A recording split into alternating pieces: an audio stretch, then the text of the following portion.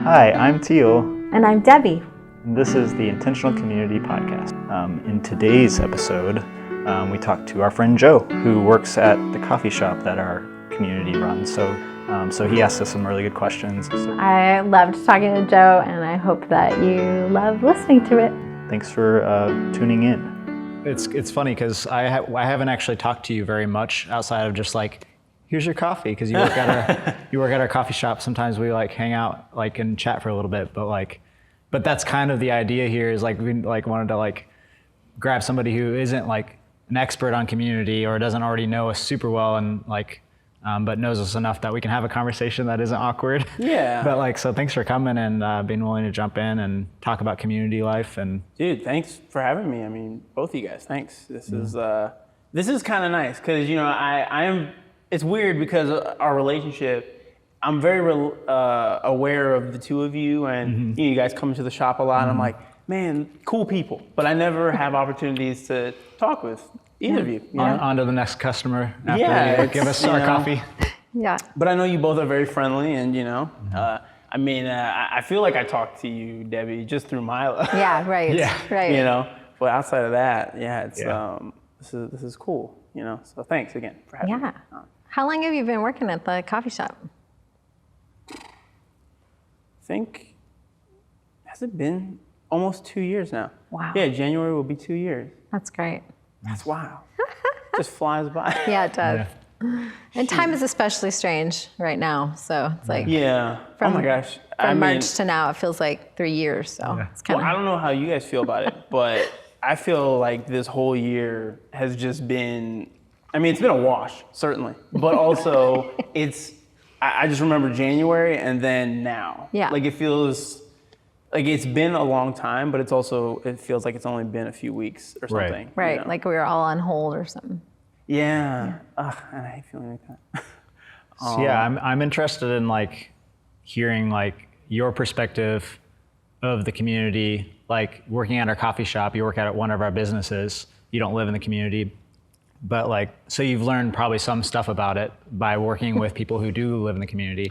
Well, dude, honestly, it's kind of funny because when I started working here, I just needed a job. Right. So I wasn't aware of the Jesus people thing, or even just the Christian thing just running through the coffee shop. Like Just trying to get some money. I was just trying to get some money. I was strapped for cash, you know, and I was moving into Uptown. So I was like, well, why don't I just have a job in the neighborhood? And I was coming here all the time to write and stuff and just hang out. So, and then I started working here.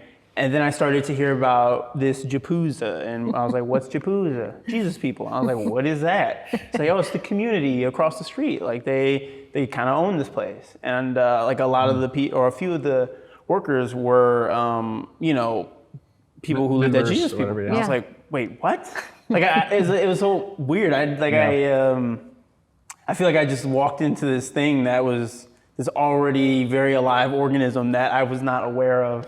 Right. And it was kind of a trip. And then, and then slowly but surely I started getting sort of more acquainted with everybody and seeing familiar faces like you two and kind of just getting a sense of what the Jesus People is about. But I'm curious, I mean, how long have you guys lived at Jesus People? So I came in June of 1993. And so 27 years. Nice. 27 and a half years ago. Nice. Yeah. That's a long time. That's not longer than you've been alive, but longer than you've been alive? Or yes, I am 26. Okay. So. Yeah. So I think it's been a little over I hit my 3-year mark, I think, in August. Does that sound right? Somebody asked me the other day and I was like, it's 3 or 4 years. And I actually can't figure it out in my head. What summer? You were here in 2015 summer? I don't know. Let's just say then, 3 years. Yeah, and then came back in 2017, I think. Yeah. I think 3 years. But I knew Jesus People for a couple years before I moved in. So like similar to you, like I knew people here and I was not too far. I was in the Albany Park neighborhood and I was doing some ministry things. I was working with a youth ministry organization that partnered with Jesus People. So we would plan these youth events and Jesus People Debbie and Tom would bring all the kids to these, like would bring Milo, and well, Milo was too little maybe at the time when it started, but like bring the kids to these events. And so I got to know the kids first, and like the parents and the like youth leaders. And it was just like, I was at like a normal church at the time, like a traditional model church. And I was very excited about the idea of community because of my experience in college and working at camp and stuff. And I was all fired up about this kind of buzzword community, like it's all about community and being together. And I was trying to get my church to be more like, I was known as that guy trying to get people together. And it always felt like pulling teeth just to like get people to hang out outside of like Sunday mornings and maybe like one other night of the week, because everybody's living their own lives, you know, and it's just hard to make that happen. But whenever I would see the Jesus people, like they would come in to these events that we'd plan, and they were just a different breed. Like if we were doing a costume party or something, like they would go like above and beyond.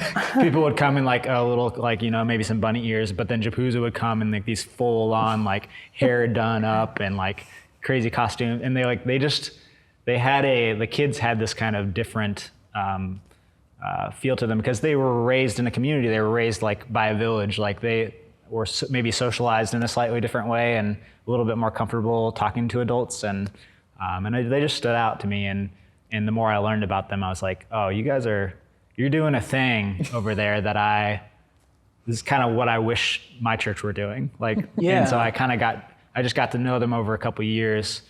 It blows my mind when people move into the house just like cold turkey from like Florida or somewhere. They just like, you know, apply and move in. Like, so you're going to move to Chicago, which is a crazy enough thing to do. And then you're going to just move into this commune that you don't really know.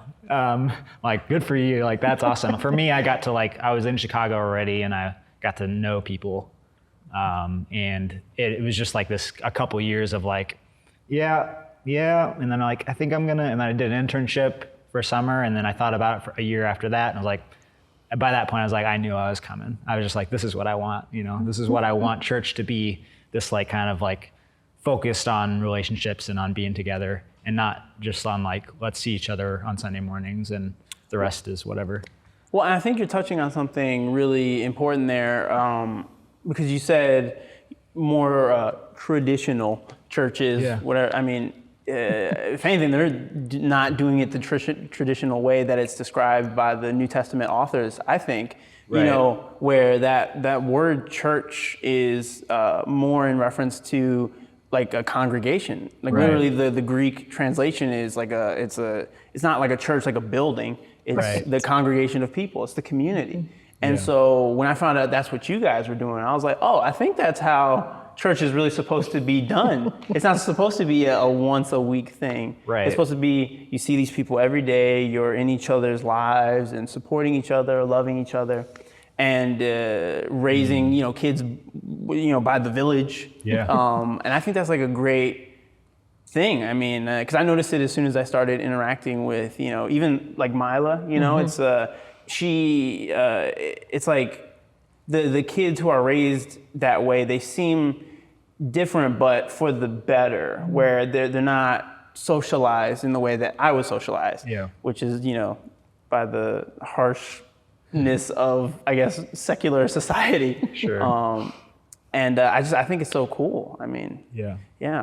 I don't know. Well, and it's interesting too, because you two have been there like for different like amounts of time. I'm interested, Debbie, you were there you joined in the 90s, and from you know, our friend Carl, I heard that was the craziest, most popular time where people were coming in, and it was kind of it was wild. It was crowded. Yeah. There was a lot of people, and a lot of us that came during that time are still here. There's quite a few of us. It was a really rich time of a lot of togetherness and a lot of learning together too. Like we had different classes that we would take in the evenings to kind of talk more about community or talk more about our faith or dig into the Bible or whatever. And I think too, there was just a lot of people that would just be like, hey, let's all get together and worship, or let's all get together and, you know, walk to our favorite coffee tea place at that time was the Kopi Cafe on Clark, on North Clark. my You know where that gosh. is? I've been there. It's great. Yeah, it's great. And I mean, that was kind of one of the closest ones at that time. And that was, the whole coffee shop thing was not really a thing yet. I mean, it's always been a thing, but you know what I mean? Sure. Every The 90s, block, it was kind of, sparking it up. With the bougie coffee world thing. Yeah. And so I don't know.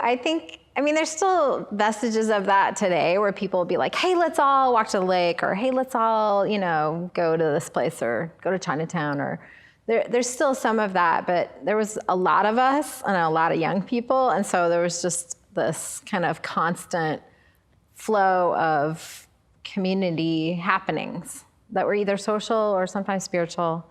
And of course, too, there was a lot of conflict and, a lot of young people that were single. So people were falling in love or, Falling out of love. breaking the bro code and going after someone else's crush. That kind of stuff happens. And when you're in like a church that meets just a couple times a week, those kinds of things are painful. But when you live together, those kinds of things can be really devastating. Like see those people all the time, or maybe work with, someone that you had a crush on that's now, married to someone else or whatever. There's all those kind of interpersonal things. But I think that's really great because life doesn't happen in a vacuum, and relationships go through lots of changes, and it's important to know how to navigate those things and to stay friends. I mean, it's hard work, but it's good work, and it changes you. When you have to work it out, it's like, this person's not going away. I'm not going to just go to a different church or go to a different service. It's like, well, they're my next door neighbor, or we're roommates or whatever. So it's like, you're not insulated from those realities, and you have to actually figure it out together and grow from it, and not just put it over here and move on. Which I think you miss out on something when you are able to escape in that way. Yeah. So there's some nice growth moments in that way.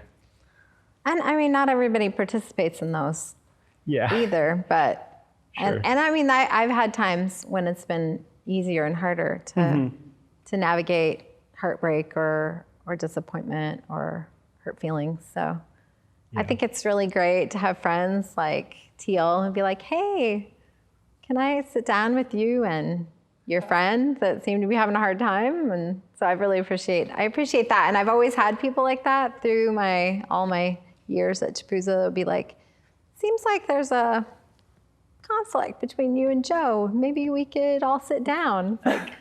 Sit down and hash it out on camera, we always turn on a camera. That's what this is really about. Is that I have some beef with you and we need to settle it right now. The other day you made me a coffee and it just didn't. Oh God. No. But let's bring up work stuff right here. We thought about that. What if because it's hard to capture, but what if people were willing, hey, we're about to have a conversation, you know what it's about. I'm going to confront you about this thing. Would you mind if we turned on some cameras and we captured this? That would actually be really interesting. I think so. But how comfortable the two people would have to be with each other. Yeah. Obviously with 90% of conversations, there's no way. But if Debbie and I potentially, I think we could handle that because we're deep friends. We understand each other, and we trust each other and know that we love each other. But but otherwise, it's hard to capture that kind of I think that's the best work that's happening at Jesus People is just that people bumping up against other people, their brokenness, hitting somebody else's brokenness, and what happens from there, and what you're able to do from how you're able to get through that, or I think that's where some of the best work is being done, and you can't market that or tie it up into measure it, or be you can say that you can say it in words, but it's pretty hard to describe, and if people haven't experienced it, then they wouldn't know what you're talking about anyways, in a sense. So that's we're trying to figure out how to tell that story like a little bit. But really in a lot of ways you have to come experience it to like, and people will come when people first move in. Sometimes they're very like excited about community and they're like kind of starry-eyed, as you can imagine. And I had a little bit of that, but like I said, I was able to know Japoos a little bit, so people warned me kind of what it was, what it was gonna feel like really. But like, yeah, you have that starry-eyed kind of, and we're always like, so glad you're here, glad you're excited. And in our heads, we're like, we're excited for that year in moment or that 6 months in moment or whatever, 2, 3, whatever it is. We're ready for that breakthrough moment where they finally lose their nerve or like they have some conflict with somebody that feels really big, and to watch them break through that. And that's when the real work starts to happen, like when the magic starts to happen, is when you can, like, especially if it's your fault, if you totally blow something or like you really are unkind to somebody or whatever it is, and then you can own it and not like avoid it, and then people can come around you and be like, it's okay. Yeah. Like, and you blew it, but we love you and it's okay. Like, I just blew it yesterday. Like, we all are making mistakes, and it's that moment, it's this liberating, like, I think, like that is salvation actually happening in the now. Like, that's not just this thing that like happens when we die, like we pray the prayer, so then when we die, we get to go chill in heaven, but like that Jesus is doing that work in each other when we're able to mess up, forgive each other, and then eat dinner together. I know, and it is some of the hardest work. Seriously, I mean, you really just even being a sort of third party, kind of just seeing from the outside what maybe that is like. I'm understanding the luxury of being able to be rude to someone and then never see them again. I'll just be like, I'm never going to that Target again. I'm just gonna avoid this whole part of the town. I'm not even gonna go to Albany Park anymore. And it's, you can't do that, at Jesus People, which is, I think, what you're saying, that opportunity to really have that real work done on, people's hearts, because nothing else that you can do. You can't avoid it. It's not like we have a monopoly on that like phenomenon. Like, obviously that's a normal human thing. It's just that because we live closer together, it happens more often. Yeah, like accelerated. Yeah, I like to call it accidental discipleship, right? Because it's like, we're not necessarily, I mean, sometimes, like right now we're doing some, small groups or whatever, but we're through all the time that I've lived here, there's been some times when we've been more traditional about like purposefully studying the Bible together or having small groups or, doing that kind of more purposeful work. But then there's other parts of the time that I've been here where there's not maybe anything structured, but it's like, I really am having a hard time. And so I call up a friend who's a mentor and I'm like, hey, can I just, what are you doing today? Can I just go with you while you're shopping or while you're taking a walk? And can I just talk this thing out?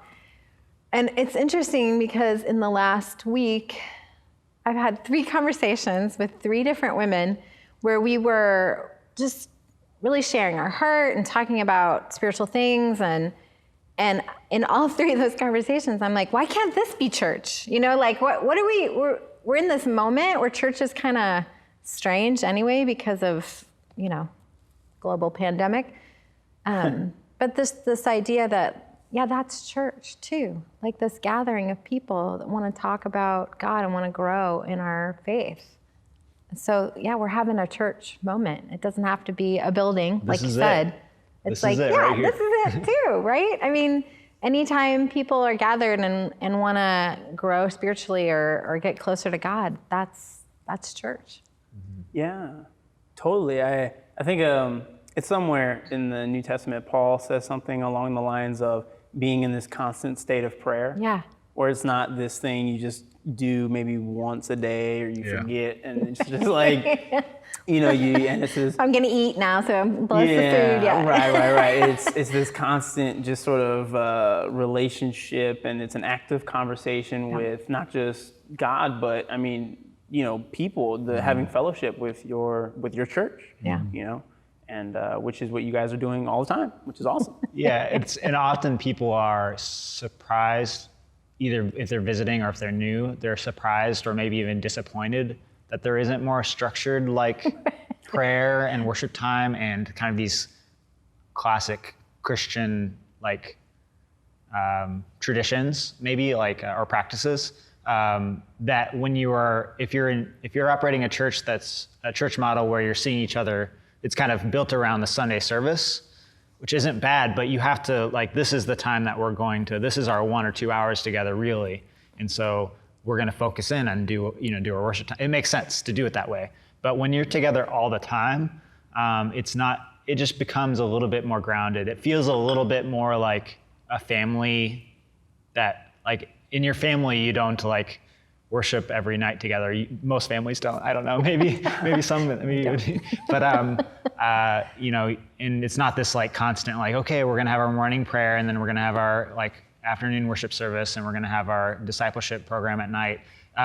It's less like camp in that sense. I think sometimes people expect it to be more like camp, like just like Christianity, but more Christianity. Yeah. Like in that way, and it's like. Well, it's not. I think when the more time you spend together, when you're really living together, it just becomes more practical and more like it's just woven through. It's like I don't need to worship with you every day, but I need you to be kind to me every day. Yeah. And to like see me every day, and to like be okay when on the days I'm grumpy, and like I need you to show up to your dishes shift, and I need you to like. You know what I mean? Like that, all of those are acts of worship in a sense, or acts of, church. Loving your neighbor. Loving your neighbor. Yeah. There's all these, opportunities to exercise forgiveness and sacrifice and compassion and all these things that Jesus is pretty clear about. And so, it is kind of this like, accidental or just kind of ubiquitous, like we're just trying to do it together. And, this church thing, and but sometimes it can be frustrating for people who are coming and expecting something different. Because I like the way that it sort of flows naturally in the way that you're describing, because it kind of reinforces this very prevalent truth that I think is ignored, that we need each other. Yeah. Like we can't exist separate of each other. And I think that's kind of a lie that we get from secular society where, we live in apartments, we live by ourselves, it's my stuff, don't touch it. And but that's so removed from how things actually work and how things work well. Yeah. Because if I just walk around, life just trying to guard my stuff and I don't see anybody as my brother or my sister, it's gonna be chaos. Everyone's an enemy, and it's like that's no way to live, Yeah. And I think that's why the importance of church in its actual translation of being like a congregation is such a necessity to the Big C Church, Yeah. And that's why I love what you guys are doing. And I actually, so I kind of got your answer here, but I'm curious about Debbie. What made you like? How did you even? I guess I'm asking for your origin story in a sense. Where were you at in your faith, and then how did you find out about Jesus people, and then what made you, pull the trigger and be all right, I'm doing this. So I had been living in Sycamore, Illinois, which is not that far from here, and it seems closer now because there's like more urban sprawl than when I lived there, but. So I've been living there, and I was teaching high school math in a public high school, and I really enjoyed that a lot. And I was volunteering with my church's youth group. And I had been we used to run a big music festival, and I had been to the music festival with the friends that like the youth pastor and his wife were really good friends of mine, and they had introduced me to Cornerstone Festival, and they were at the same church as me, and they were bringing the youth group here earlier that summer that I came later. And I had filled out an application to come here, and I'd also been thinking about doing working with a different church. And I actually went to visit that other church to see kind of what was going on there. It was in Aurora, Illinois. And I went. Hometown. Is that where you're from? That's where I'm from, Aurora, Illinois. No way. Sorry, please, I didn't want to interrupt. Yeah, no, that's fine. The origin stories are mixing. So I went to Aurora to this church that I was thinking about going for the summer because they were doing this really cool outreach program for youth for the summer. And the time that I went there, someone was speaking. He's, famous speaker. And so I wanted to go hear him speak. And I also wanted to find out more about that program. And I go there, and the speaker was good friends with a lot of Jesus people who also came to that same event. And so I ended up at the lunch breakout time at a table full of Jesus people. And I was like, well, maybe that's kind of a sign. I'm always like, I kind of love that kind of stuff. Oh, same. And so then so this is 1993, so I had a paper application that I had filled out, right? And so it was I had one of these big purses that kind of looked like a big saddlebag. And I had my application and a bunch of other who knows what in this bag. And I went to visit some good friends of mine. And I left my purse in my car and went to visit my friends in a really nice part of Sycamore. And I was only in their house 30 minutes. I come back out and my purse had gotten stolen out of my car. Gosh. And so I was like, this is weird. But I had to get home. Anyway, so I go back to my apartment and they had called the police and whatever. And so the police knock on my door of my apartment and they're like, well, we didn't find your purse, but we found these two things. And they handed me my wallet with everything in it, except for a $20 bill. So my credit card, my ID. We found your wallet and this paper. And they handed me my application that I had filled out that I hadn't mailed yet. And I was like, well, that's it. That's my sign. I'm gonna go there.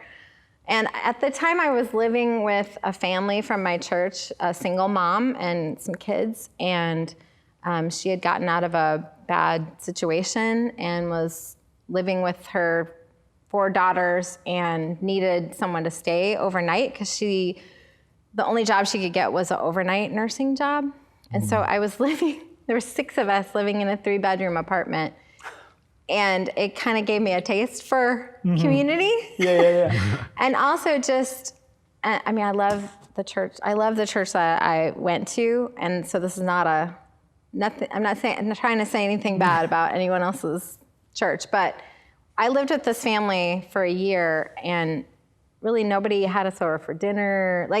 We weren't a traditional family. It was a mom and a nanny and 4 kids, right? And because of her working nights, she wasn't able to go to the Sunday service. And so even though we were, she was a church, she had gone to that church, nobody really, there wasn't a connection. There wasn't a way to help this family. And I think that started to tug on my heart too. Church should be a place where this family gets supported, even though they can't attend this window of time. And a place where people's needs are known and kind of met. So, and I think that church does a good job of that. It's just that my experience with this family, God was working on my heart to bring me here. We can fall into that too. There's plenty of times where it's oh man, somebody might be nobody's reached out to me in a few weeks. Yeah. And I'm going through this and you know that I'm going through this and nobody, it's not like we get everything we're right, immune. but because we live, again, it's not that we're better people. It's just that because we're living so close together, it's more likely that I'm going to walk by somebody's room and be like, man, I haven't talked to them in a while, or have you seen Susie? Yeah. I haven't seen her at dinner a couple nights in a row or whatever. And it's just that it's easier to reach out to each other, and we share the load of doing that together. Yeah. So just to say, that happens here too. Yes, absolutely. Go on. So that's my origin story. So then I sent in my application after the policeman gave it to me, and I can't remember if I heard back. It was kind of the communication was kind of hard at that time. Nobody had cell phones. There was no, it's I think I guess there was email, but it wasn't like now where it's just, in your pocket at all times. Right. So I think whether or not I heard back, I was like, I'm going. And I came and right when I walked in, I just felt like I was home. Wow. And I was just going to stay for the summer, but by the middle of the summer, I knew I wanted to stay. So. Yeah.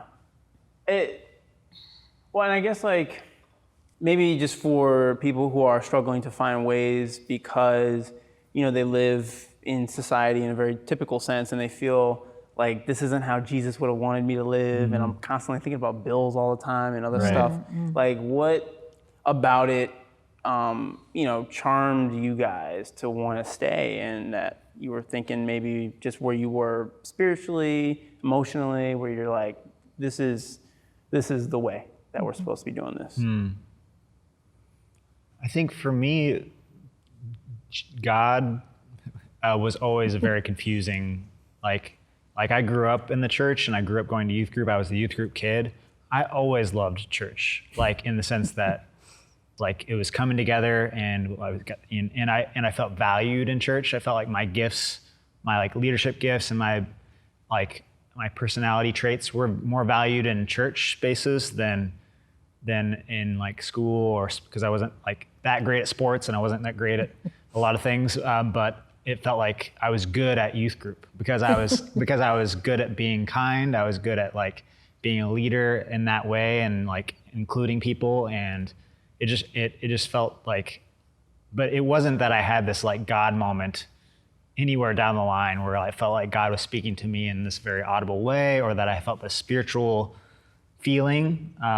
Really up to this point, like through it all, I've never really had that experience. And so when people would like raise their hands and or like have like cry about something, I was always like, wow, that's cool. Like, I wonder if, should I be doing that? Like, am I doing something wrong that I'm not feeling that? But through it all, I always just felt like, well, I just like it here. I like the idea of Jesus. It seems like a good way to like treat people like this, like I'm inspired.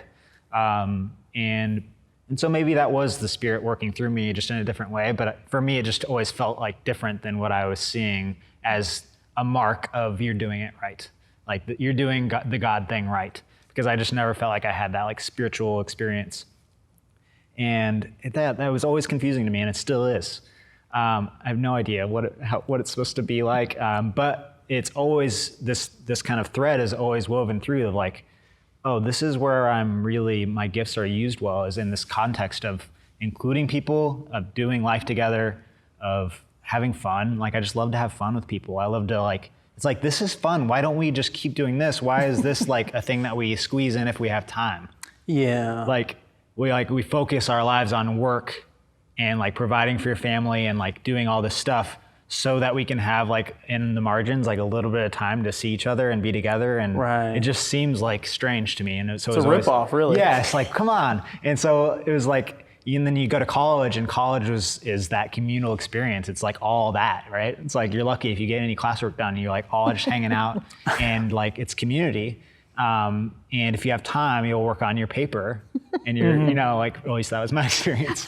But then like summer camp was the same thing. Working at summer camp, it's just like you're in it together the whole time, and it's all focused on that togetherness.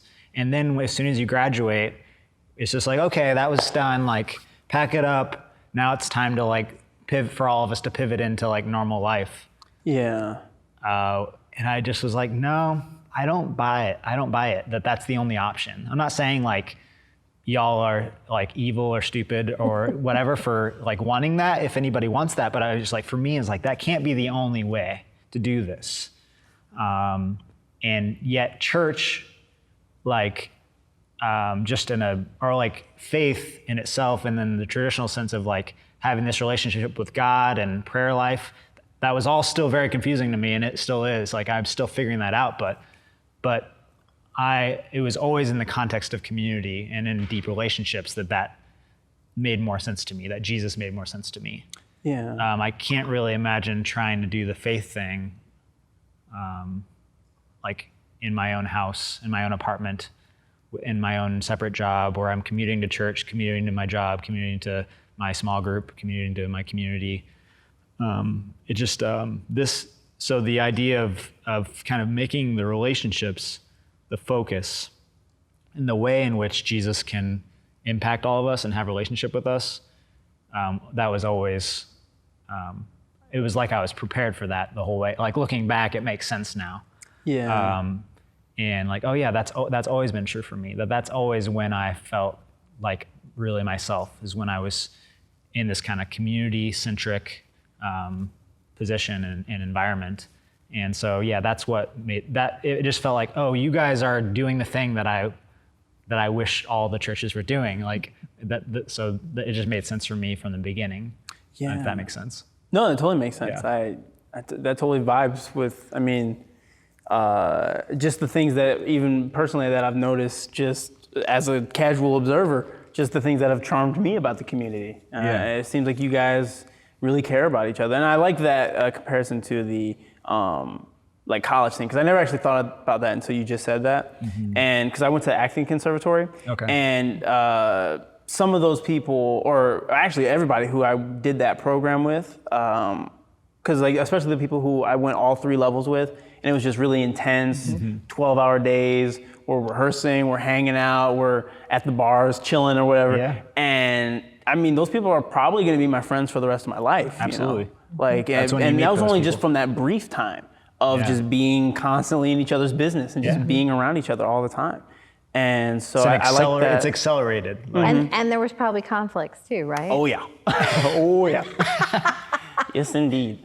Well, I'm kind of with you too, Debbie. I mean, I'm interested to hear maybe if you have some specifics on what charmed you about it. But honestly, I'm a big science guy. Like I feel like God speaks just through whatever ways He knows you're listening. Yeah. And so that just seems, even metaphorically, that's very beautiful that you got your purse stolen and the only things that were returned to you were your wallet, so you could have your credit card and your ID and the Jesus People application. You won't need any of that other stuff. That's all you need. That's all you need. Just give you this and here's the application. And I had kind of a different, so my initial feeling was, wow, I'm home, right? I grew up in a household where we always had, missionaries that came. We'd have them over for dinner, or my dad would be like, "Oh, I'm bringing this guy home from work. He's new in town," and always strangers and new people. And my parents hosted Bible studies in our home, and there was just a lot of that kind of community. And so I was already really I always loved it. And so when I first came, I was most excited about, because I had been living with this single mom and her 4 kids, so I was most excited about this idea that, people are seen and people's needs are seen, and we're all doing this together. And I was super gung-ho, and I'm whatever. And I was 23, so I was, Anyway, I loved it and was excited about it. And then I kind of had that crashing moment because— How far in? It's hard. I mean, it's hard to say now. But before you were married. So in the first couple I years. came in 93 and I got married in 99. So in the first couple of years, a few years, you hit a crash. Yeah, probably in the first year. Okay. Because I have a really good friend who I had before I came to community, who always really shot me straight and could see through any of my, I'm fine, kind of facade, and helped me to start this journey of accountability and authenticity. But I think that I would prefer to just be fun and happy and peaceful. Which you can't, you just can't maintain that for years. You can't even really maintain it for weeks, but you try.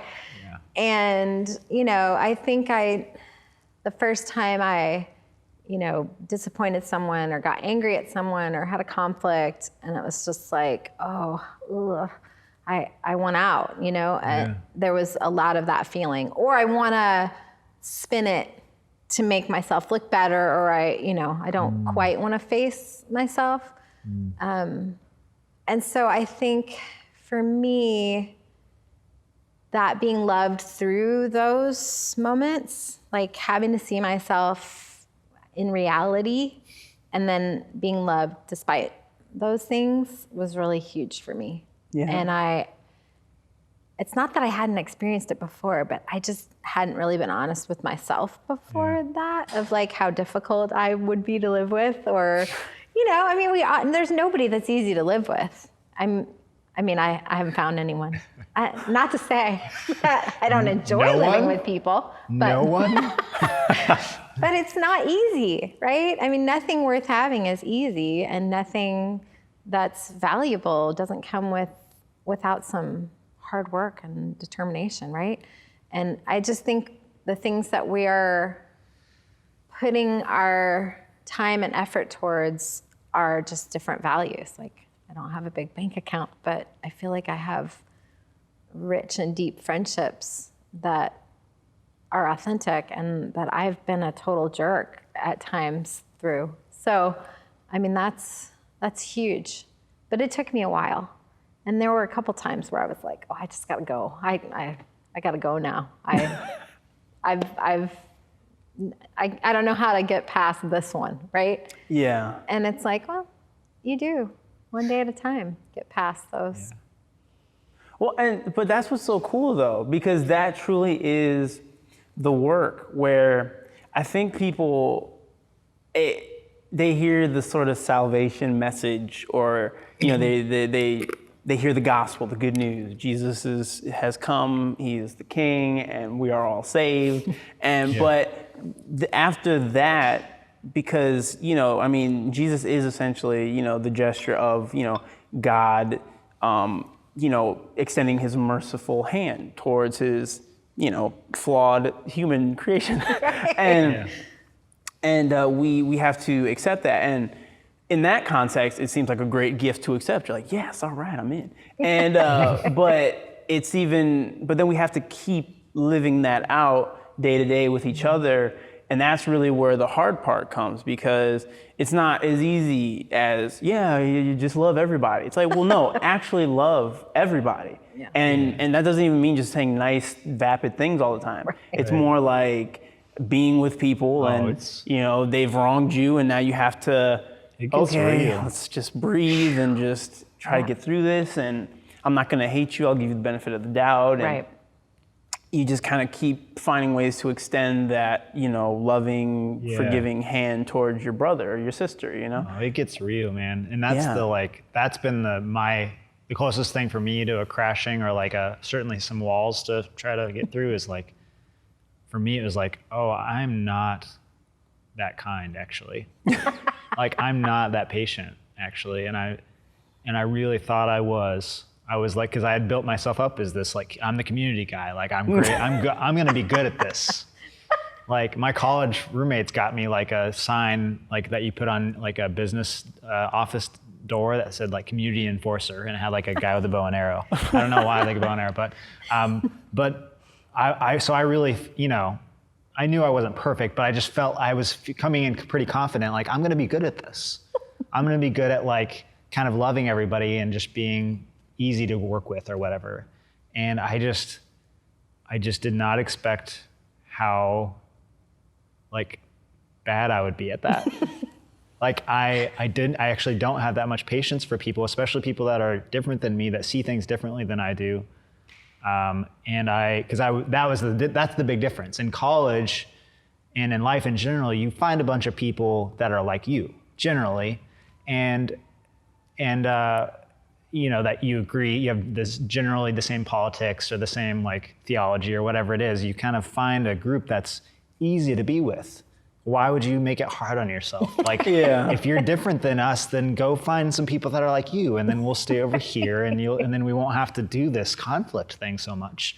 And you'll still have conflict with people, but like, but when you really see things like a really important thing very differently, or you have a very different communication style, man, it gets real. And the hard part isn't that, for me, it isn't that, oh, I can't deal with this person and that's what makes this hard.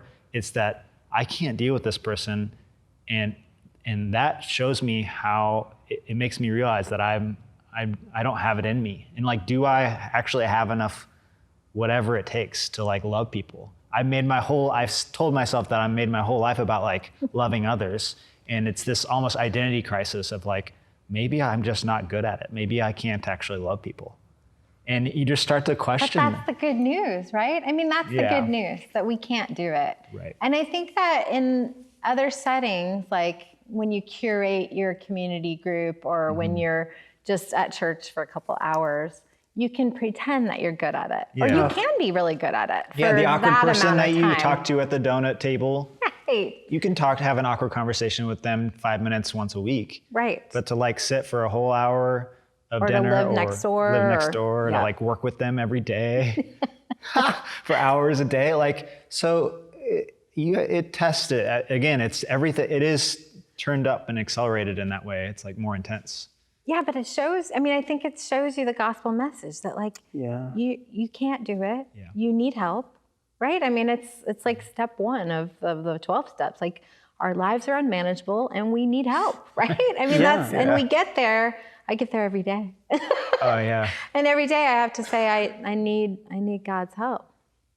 But I think it's great that you're a theater person, because I studied theater in college. Oh, very And cool. I think that one of the big reasons why I loved Jesus People right when I got here was because my theater friends are still some of the dearest people to me. And one of the first communities of people, we were not the same as each other at all. A really diverse group of humans. But we really loved each other, and you kind of have to if you're doing shows and working together. So I think that you having this theater background, you kind of understand community. I mean, I think theater people are really great at community and accepting people and working through things and loving each other. Yeah. Well, that's funny actually that you bring that up, your past theater friends, because I was going to ask the both of you, how do your friends from before Jesus People see your situation now? And do you still talk to your past friends? I mean, what's the vibe there? That's a good question. So I went to college here in the city in Chicago. So my friends that stuck around, particularly, I stay in touch with them. I still have a small group with some of my best friends that we meet once a week. Been meeting in the park since the pandemic, or since it was nice out enough. But so I still stay in touch with them, and they love, because they see me as the community guy. They're like, oh yeah, you found this is right for you. They saw me the main season of my life where I was kind of becoming, like, figuring out who I was in that sense.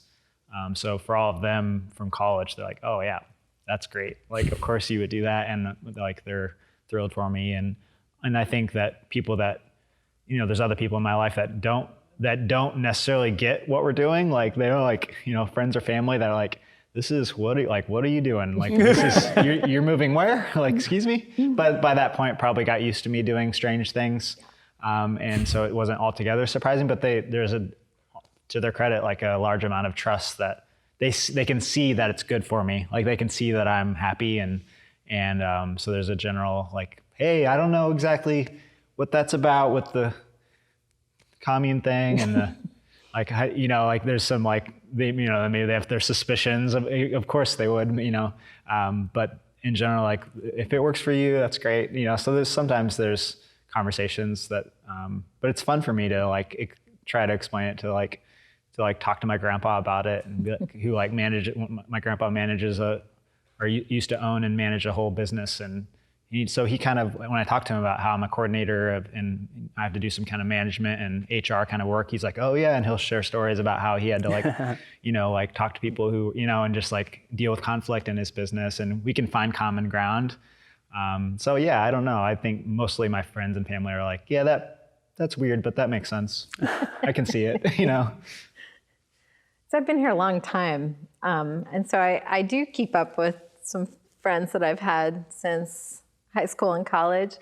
And I had a couple of my theater friends visit me here, and I think they were totally like, oh yeah. and some friends who were kind of more in the more traditional faith settings were kind of like, what are you doing? So it's funny that some of my friends who they're people of deep faith, but they weren't necessarily in like this, traditional kind of church settings. Those folks who came to visit me were just like, oh yeah, this is totally you. Mm-hmm. And I love that. And my parents actually stayed here for a couple of years, and that was fantastic and helped us when our kids were small. So they're super supportive and gave them a window into what it is here. Yeah, and that's really fun because we have a lot of shared friends and shared stories, and when they come to visit, they're the rock stars. And my parents are gonna watch this later and be like, I hope Teel does not expect us to bend Jesus people. We will visit for a few hours and then we will leave. They visit. They're great. You guys have kind of like thrown the word around. How do you feel about the word commune? And is it kind of one of those things where you have to be in one to use the word, kind of thing? Where in any other context, it's kind of got a negative connotation? That is interesting. I think commune just had, because of like all the shenaniganry that happened through the 60s and 70s of like, because a lot of communes started up in that era, like in the hippie era, and like secular and religious and otherwise, and some of them got really wacky, right? Yeah. Because there was like one person that was like a leader and kind of determining what the, there's a lot of reasons that that kind of model can get wacky, and so there's a lot of connotations about that word, I think. But it is literally the most descriptive word of what we're doing. So I haven't given up on the word yet, but I think that depending on the crowd that I'm talking to, I might not use that word because they might immediately just like write it off as like, oh, you're some kind of cult or whatever. They equate, there's no difference to them between commune and cult. Like it is, so for the sake of communication, sometimes I'm not offended by the word, certainly, but it's not always the best communication tool. So intentional community is kind of a word that came from somewhere. I don't know, like the early 2000s. I don't know when it kind of came from like Shane Claiborne and like there's some different people who kind of brought that into more popularity. So often we use the word intentional community is maybe like a rebranding of commune, or a more specific kind of commune that is focused in on the idea is relationships, and not just like living together for the sake of it or for like some kind of, it's not like we're centered around like gardening, like a farm, like in my mind, a commune is like, has this some kind of objective, like we're here to like run this farm or something. Sometimes, I don't know, like, but for us, it feels like we're here to be together and to love one another and to like figure out how to follow Jesus together. And so intentional community feels like maybe the best way to describe that. I participate with this Nurturing Communities network of Christian intentional communities all over the country, and a few in Canada and other parts of the world as well. And so I'm like connected to all these other communities. And so I think we use the word community or intentional community more than commune. I don't hate the word, but I don't know. I rarely use it, but I do sometimes use it because if I say intentional community, sometimes people are like, I don't have any. Yeah, because we just made up the thing intentional community, so it's not like everybody. I mean, it's been around for a long time. There's actually an intentional communities organization that's for intentional communities that are faith-based or not faith-based. There's really a lot. Yeah. And people just don't realize it, right? Yeah. And so we didn't make it up, but if you don't know about that niche of a world, then you probably don't know the word. Yeah. So I don't hate it. It's just, I like the word kibbutz better because that's like a faith kind of thing too. And some people have a connection with that. Yeah. I don't know. Kibbutz, yeah. Kibbutz.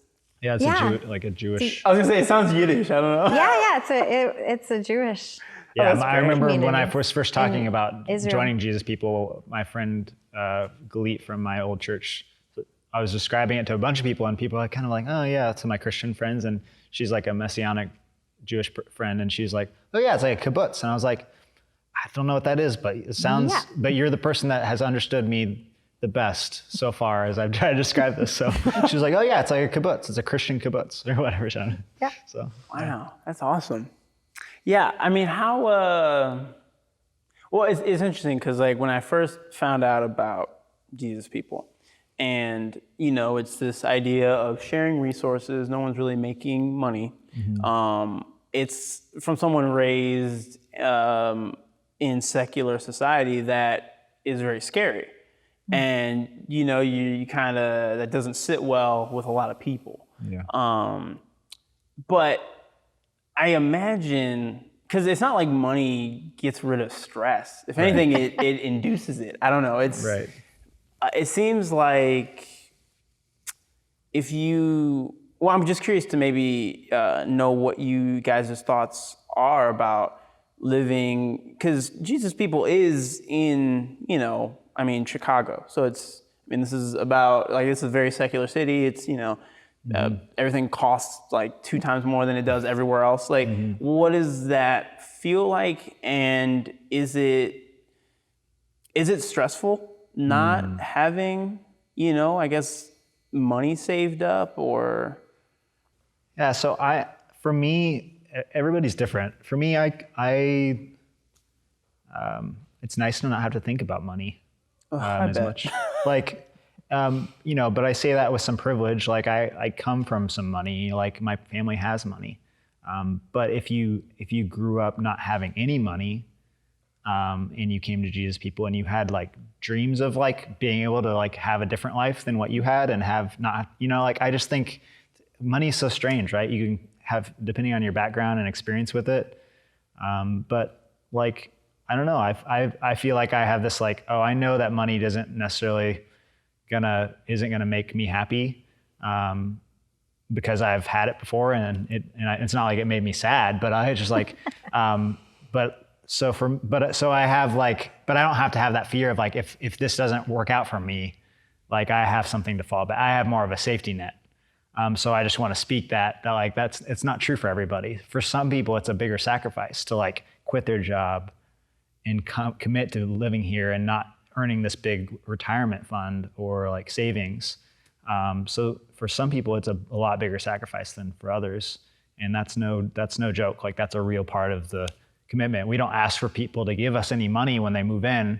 We tell them to keep their stuff because it gets more complicated. But you do commit to working 40 hours a week for Japuza and not earning a wage for that for however long you're here. And so, yeah, it's no small thing. But I think within that, we don't have to think about money very much. And that's nice. Like it's nice to just know that you're provided for, that like anything that came up, the community would have my back, you know, like, and all my kind of daily basic needs are covered and yeah. And like any money I make on a side job or something just like is in my pocket because I have no bills to pay. Yeah. I don't have to pay for gas, for a car, for rent, for groceries. Like all that's just straight Thai takeout and seeing movies and whatever, you know, like, so in a sense, it makes it a lot easier. But it is different for everybody, I think. I don't know what you. Well, I mean, I have 2 children and my husband's family lives in Europe. So I think, you know, I love when God provides or like when things kind of miraculously work out. So for me, over these past decades, it's just felt like almost like a treasure hunt or like okay, how's God going to provide for this? Because we need to fly, all 4 of us, over to Austria to visit David's family. Yeah. So, you know, how are we going to do it? And we have amazing, supportive families who would help with that. And then we would find, you know, espresso machines. Just laying around. I know. know. So, I mean, there's just ways that God provided, and it just feels miraculous and fun. But it doesn't always feel miraculous and fun. So, there's been different times or different things. I'm like, oh, well, the kids need braces, or, now my son's going off to college, and each new opportunity like that is like a way for me to step out in faith. And sometimes it feels like, oh, maybe the road will appear as I put my foot out, and so, my relationship to money is just really different than it ever was. Mm-hmm. And it feels freeing in most ways, and then also maybe a little anxiety producing in other ways. Mm-hmm. But I feel like there's been enough things that I've been through now that God has continued to show that he's going to provide for me, that I feel like I almost can always rest in that. Yeah. Not totally, and it's taken years. And I've been really thankful throughout the years of different side jobs that came up and different ways. Like some friends wanted David to build them a deck.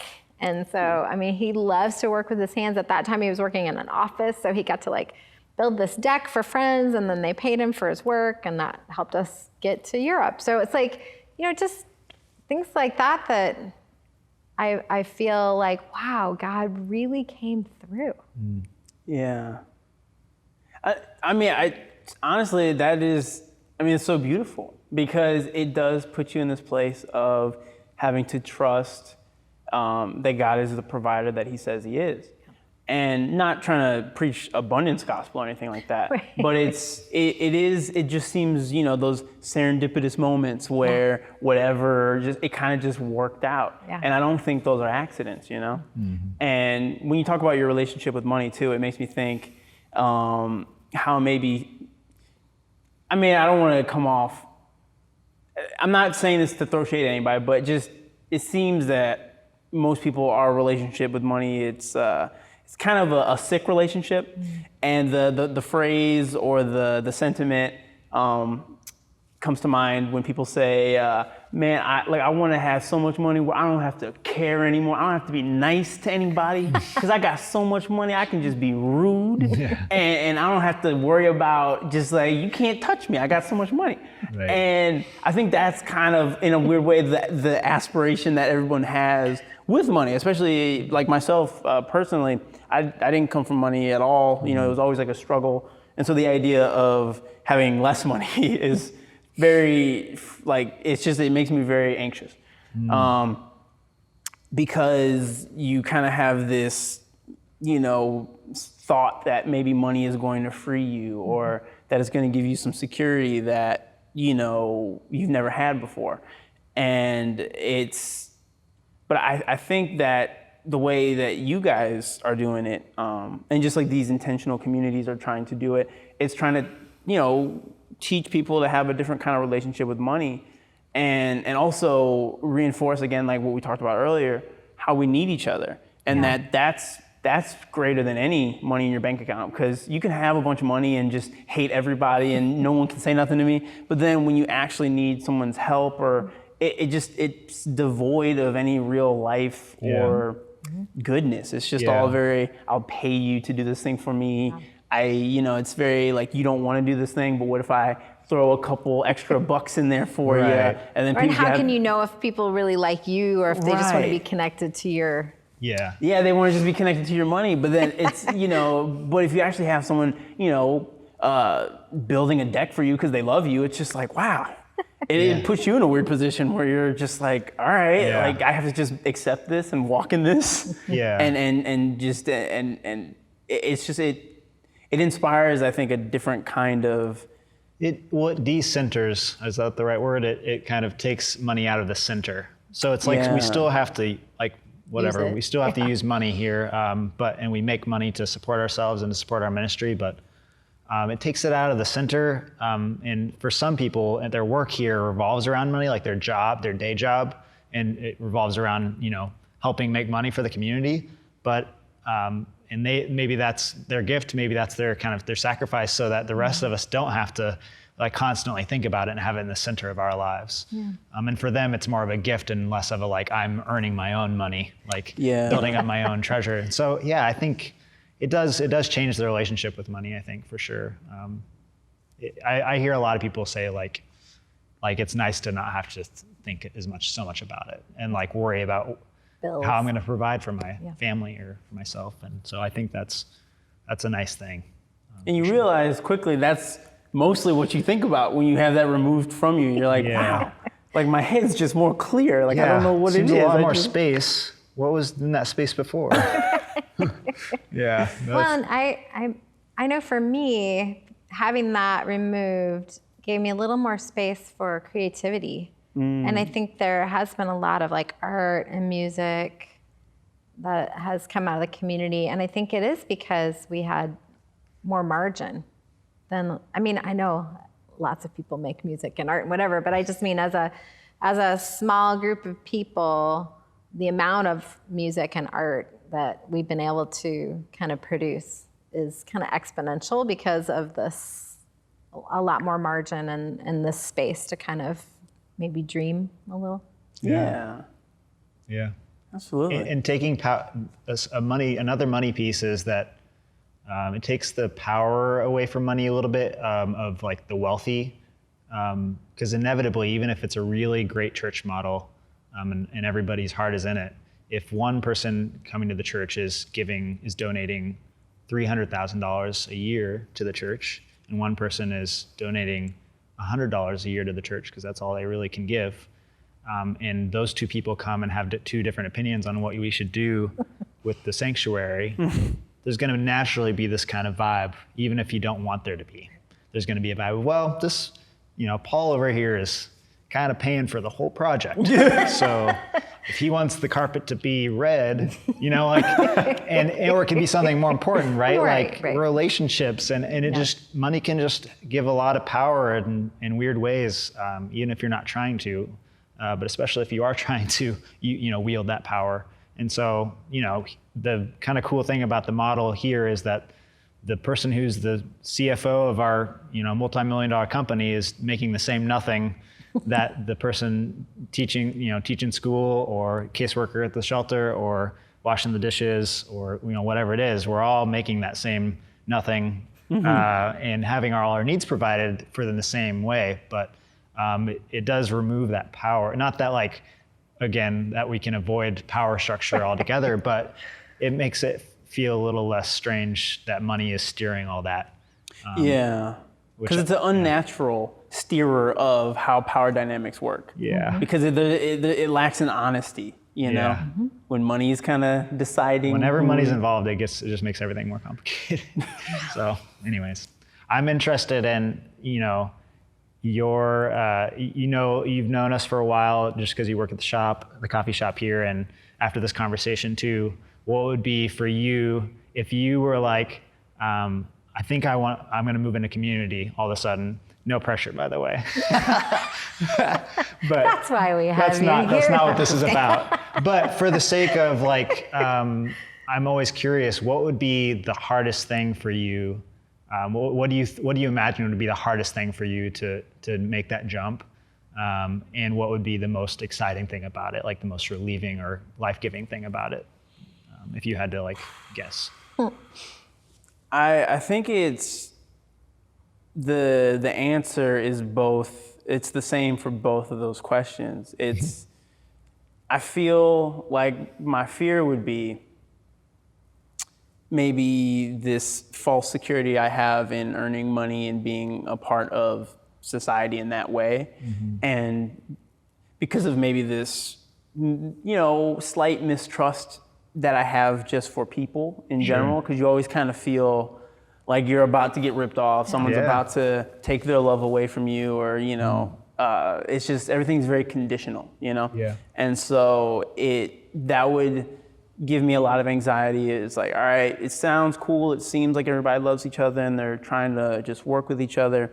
But then as soon as I move in, that's when things start getting crazy, and now it's like everyone hates me or something, and the community starts taking a downturn or something.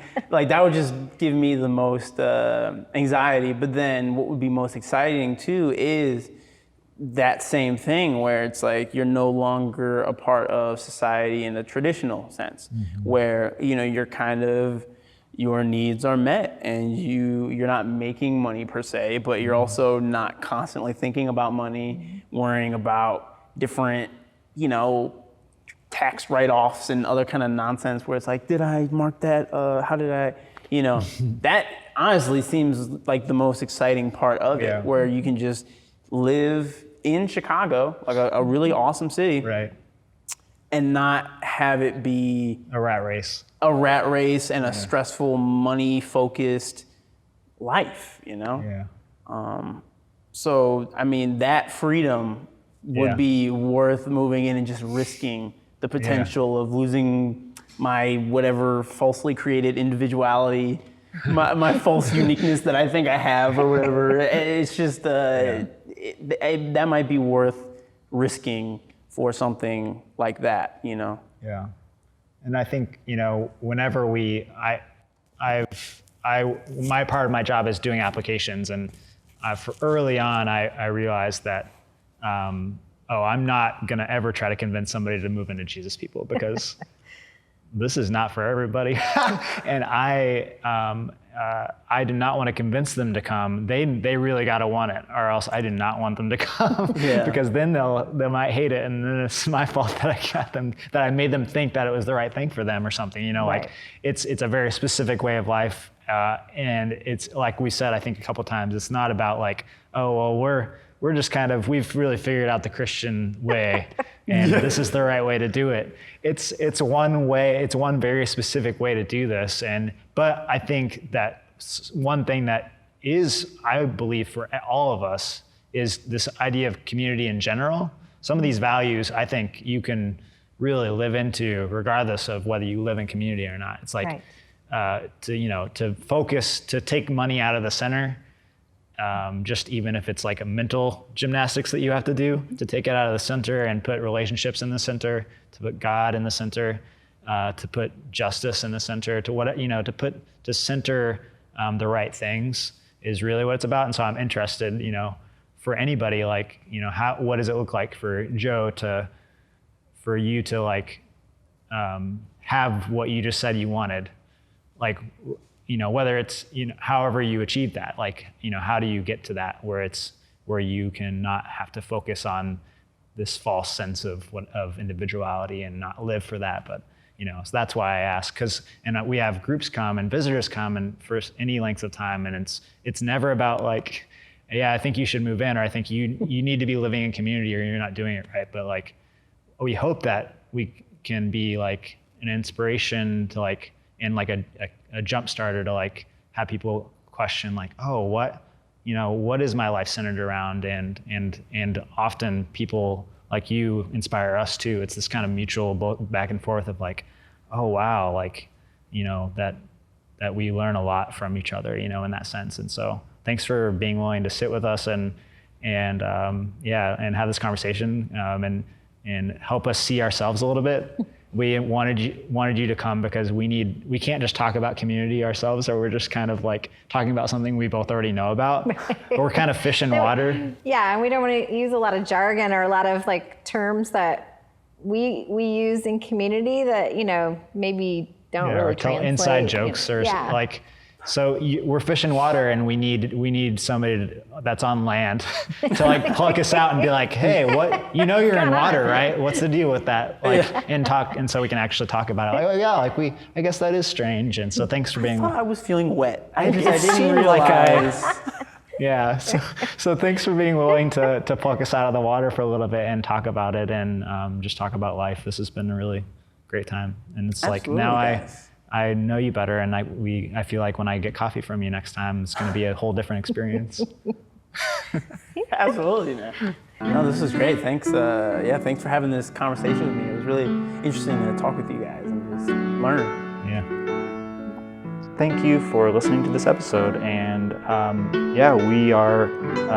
we made a Gmail account. What is that Gmail, Debbie? Well, it's kind of long, but it's very clear. It's intentionalcommunitypodcast@gmail.com. Yeah, so email us if you have any questions, if you have topics that you think we should talk about in future episodes. We'd love to hear from you.